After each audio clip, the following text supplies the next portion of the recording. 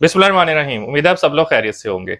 बड़े दिनों से हम ये सुन रहे थे कि सूकी वाले जो है ना वो सूकी बोलान ख़त्म करने वाले हैं और उसकी जगह सूकी एवरी लॉन्च हो रही है। ये तकरीबन पिछले 1 साल से हम सुन रहे थे और फाइनली जो है सूकी ने सूकी बोलान डिसकंटिन्यू कर दिया और उसकी जगह सूकी एवरी लॉन्च कर दिया।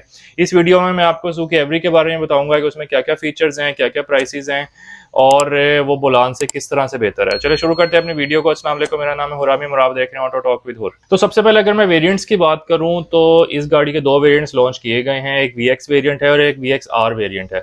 VX वेरिएंट जो है बेस वेरिएंट है और VXR वेरिएंट जो है ना वो थोड़ा अपर वेरिएंट है। VX वेरिएंट जो है उसकी प्राइस 2749 यानी कि 27,49,000 रुपये है और जो VXR वेरिएंट है ना उसकी प्राइस 2799 यानी कि 27,99,000 रुपये, यानी कि तकरीबन 28 लाख का हो गया VXR वेरिएंट और 27.5 लाख का हो गया VX वेरिएंट।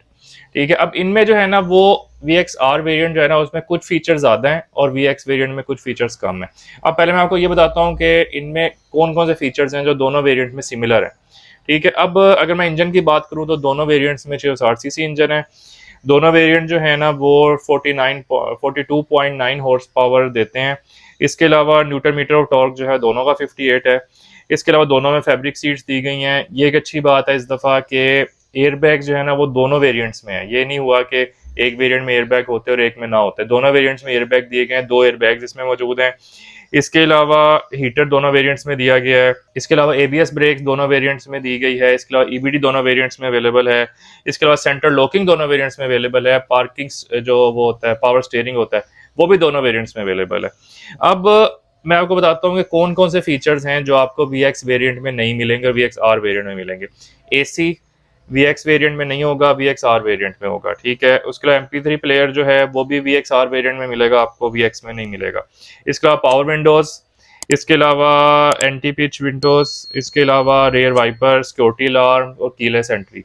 ये कुछ फीचर जो है ना ये आपको VXR वेरिएंट में मिलेंगे, VX वेरिएंट में नहीं मिलेंगे। अब पहले क्या होता था, अगर मैं शुरू में मेरान की बात करूं आज से तकरीबन 2008-2009 में जो मेरान होती थी ना उसमें जो होता था ना काफ़ी ज़्यादा डिफरेंस होता था। जैसे अगर हम बात करें ऑल्टो की बात भी करें तो VX वेरिएंट जो है जिसमें AC नहीं होता और VXR वेरिएंट है जिसमें AC होता है, तो उन दोनों की प्राइसेस में ना तकरीबन 2-2.5 लाख रुपए का फ़र्क है। तो वो लोग क्या करते हैं, VX वेरिएंट लेते हैं और उसमें ना AC बाद में लगवा लेते हैं बाहर से 40-50 हज़ार का, तो उनके ना काफ़ी बचत हो जाती है। लेकिन इस केस में जो है ना वो AC, अगर आप AC के बगैर वाली ले रहे हैं तो आपके 50 हज़ार बच रहे हैं और AC के साथ वाली ले रहे हैं तो आपके 50 हज़ार सिर्फ आपको एक्स्ट्रा देना पड़ रहे हैं। ठीक है, और 50 हज़ार आपको एक्स्ट्रा दे के आपको AC मिल रहा है, MP3 प्लेयर मिल रहा है, पावर विंडोज़ मिल रही हैं, उसके अलावा कीलेस एंट्री मिल रही है, सिक्योरिटी अलार्म मिल रहा है, रियर वाइपर मिल रहा है। यानी कि सिर्फ 50 हज़ार देखना है, इतनी ज़्यादा चीज़ें जो एक्स्ट्रा मिल रही हैं ना, इसलिए मुझे नहीं लगता कि कोई ऐसा होगा जो ये कहेगा यार मैं 50 हज़ार कम खर्च कर लेता हूँ, AC नहीं लेता है, कीलेस एंट्री नहीं लेता है, सेंटर लॉकिंग लेता है, बाद में लगवा लूँगा, क्योंकि वो बाद में लगवाएगा तो मेरे ख्याल से उसको 50 हज़ार से भी ज़्यादा कॉस्ट करेंगी ये सारी चीज़ें।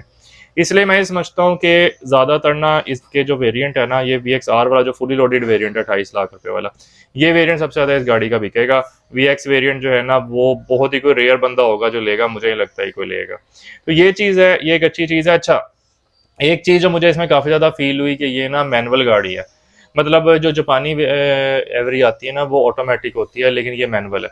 तो अगर कंपनी ना इसमें भी ऑटोमेटिक ऑप्शन दे देती तो बड़ा अच्छा हो जाता। मतलब ये है ना कि चलो बुलान में तो ऑटोमेटिक ऑप्शन नहीं होती थी, लेकिन ये है कि इस गाड़ी में ऑटोमेटिक ऑप्शन होती ना तो एक कंफर्ट गाड़ी एक मिल रही है, एक अच्छा AC मिल रहा है, अच्छी कंफर्टेबल गाड़ी मिल रही है। और लोग पहले बुलान को इसलिए नहीं लेते थे कि यार मतलब कार्गो भी तो लेते थे, लेकिन लोग फैमिली के लिए इसलिए लेते थे कि यार चलो यार मतलब इतनी अनकंफर्टेबल गाड़ी है और मतलब ना मज़ा नहीं आता। अब ये कंफर्टेबल गाड़ी है, इसके बारे में लोग सोचेंगे कि यार चलो ठीक है अगर बड़ी फैमिली है हम इसको फैमिली के लिए ले लें, लेकिन अगर उनको ऑटोमेटिक ऑप्शन ही मिल जाती ना ज़रा इजी हो जाता है यार बंदे के लिए। आखिर जितना ट्रैफिक है, ऊपर से इसकी जो गियर की पोजीशन है वो मुझे बड़ी अजीब सी लगी है, सामने से ऐसे गियर इन्होंने लगा दिया है तो वो मुझे बड़ी अजीब सी पोजीशन लगी है इस गाड़ी के ना गियर की।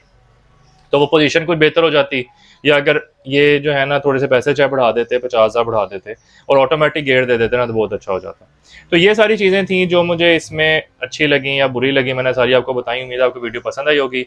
अगर आप मुझे कमेंट करना चाहें तो मेरे कमेंट सेक्शन में कर सकते हैं, मेरे व्हाट्सएप नंबर पर मुझसे कॉन्टैक्ट कर सकते हैं।